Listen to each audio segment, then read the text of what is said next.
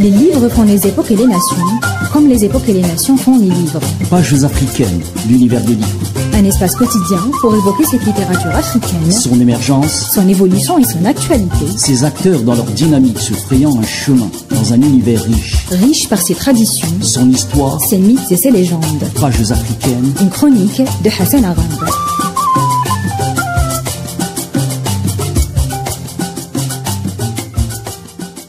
Bonjour à tous. Aujourd'hui, je reviens sur le parcours d'un écrivain qui s'est engagé pour la liberté des Africains descendants des États-Unis, à savoir James Baldwin.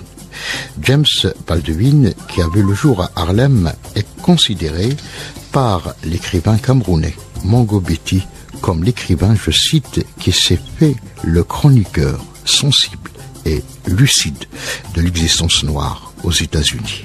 Fin de citation.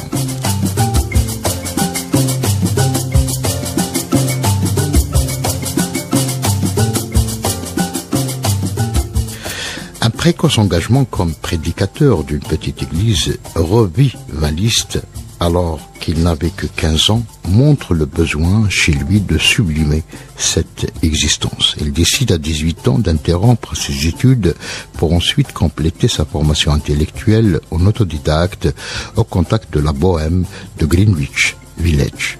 À partir de 1953, il s'exprime dans une série de romans, d'essais et de pièces de théâtre, mais c'est grâce à la publication d'un article dans The New Yorker traitant du mouvement séparatiste des Black Muslims et d'autres aspects de la lutte pour les droits civiques qu'il accède à la notoriété.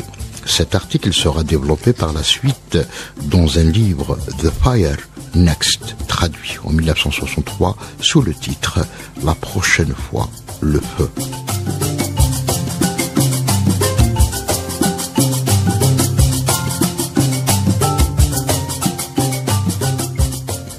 Un livre qui fera beaucoup pour la prise de conscience des profonds changements qui a affecté la mentalité de la communauté noire et de la détermination qui était la sienne.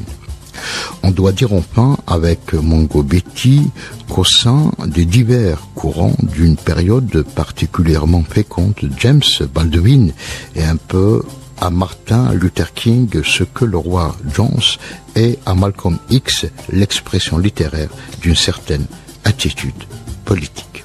À 24 ans, en 1948, James Baldwin quitte les États-Unis pour s'installer définitivement en France. Son souhait était alors de s'éloigner des discriminations américaines et vivre son identité et son écriture en dehors du contexte afro-américain.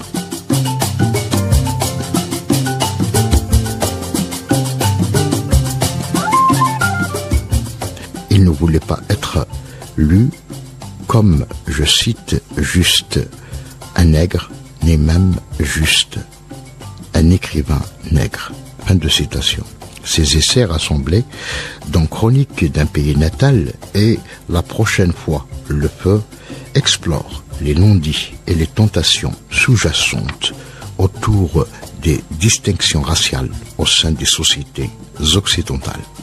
James Baldwin décède le 1er décembre 1987 à Saint-Paul-de-Vence, dans les Alpes-Maritimes, en France. À très bientôt.